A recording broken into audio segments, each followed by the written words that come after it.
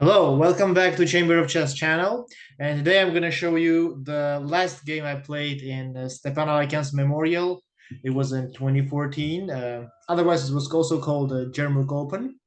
So I'm going to show you my game in round 9. Actually, was I was playing pretty poorly, so I ended up 3 out of 9. But the last game was kind of more memorable for me. So that's how we started. It's a variation of French defense, um, Parish Open. So until now, it was going according to the plan.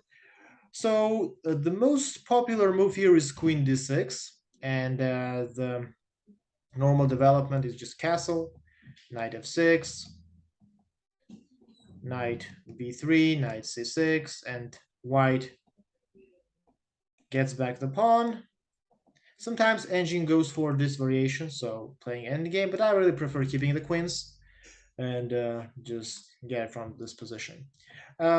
Recently, also a popular move, by the way, played between my brother Ed and Tatev Abrahamian in Las Vegas was Queen d7, kind of a new move, but also recently they play it pretty often.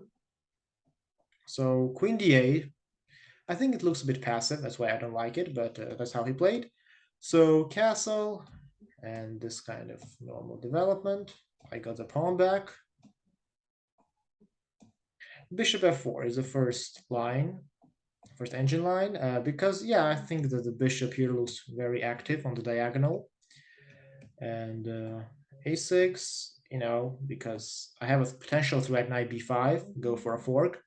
So a6 restricts that. c3, castle. I mean, c3 is always helpful because, kind of protecting the knight and opening diagonal, especially since we have a bishop on c4. It gives more space for the bishop. Queen f3. Interesting move, getting diagonal, and it's keeping him from pushing the pawn to b5.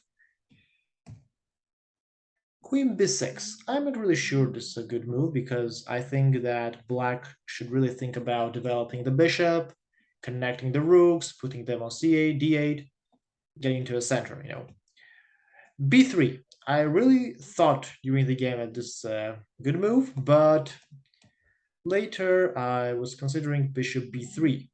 And didn't like this pawn being hanged like that, so my bishop is kind of paralyzed if I move it. But I really think it is because I can really give up this pawn and get rook to b1. So yeah, it was kind of sacrificing a pawn for activity initiative, the way they say it. So rook d8. That's that's pretty soon for that because pretty early. So we need to develop the bishop first and then connecting the rooks. Okay, d1, good move, getting into a center. And here, knight d5. So at first, I really thought about playing bishop e5. Well, I don't really want to give up my bishop. And f6 move is kind of making the king look weaker. So yeah, that's what I thought. And maybe, I don't know, I was thinking, black has a lot of options here. But then I found this interesting resource, knight f5. Now it's I have a tempo because I'm attacking the bishop, and if he takes, then we're just capturing here, and my pieces are more centralized. So while black bishop and rook are still passive. Bishop f6, bishop d5. So far so good.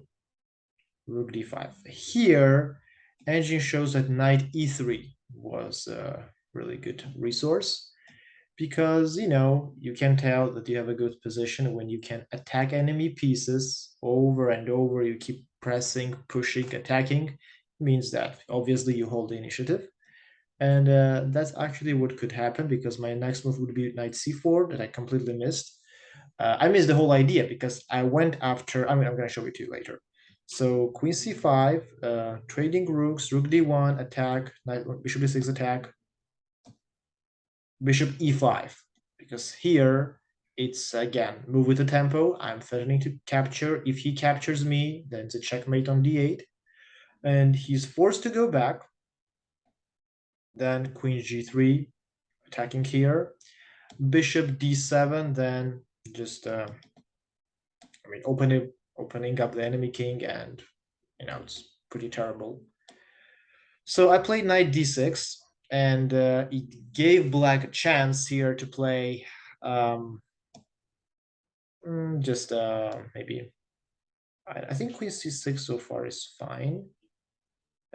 Yeah, so far is good. So knight e4. I really went after this idea to bring the king from f5 to e4 and attack the bishop, because I thought this bishop looks pretty good on f6 and I wanted to force it away. Bishop e7, c4. Again, so white holds the initiative.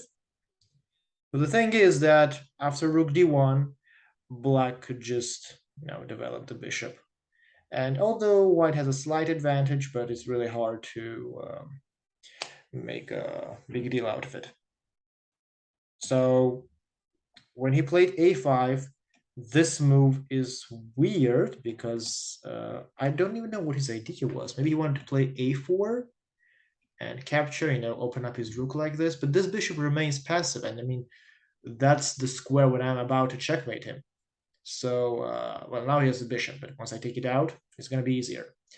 So he could have just developed the bishop, but after a5, I played bishop d6. I was thinking for a really long time, should I go knight d6 or bishop d6? Well, obviously it should be a bishop move because bishop also threatens bishop e7. Knight d6 is kind of pointless here. So bishop d6. Like I said, I took out the bishop on e7 and I took the d file under my full control, threatening the checkmate. He made the move g6, queen d4, and he resigned, obviously, because my knight is penetrating this weak spot, and this king is kind of in a trap. I mean, his whole pieces are in a big trap because nothing is moving out here, and the black squares are under my control again. So a really good alternative was knight f6 check. Well, if he plays king f8, then rook d8, and after king g7 is just knight e8. Fork. And a really beautiful thing, if he plays king e7, it's a knight g8 checkmate. So he resigned right here, and that was the most memorable game in the Jermuk Open. Though I failed the tournament, but it kind of made me feel I left it on a positive note. Okay, thank you for watching, and I'm about to share more games with you next time.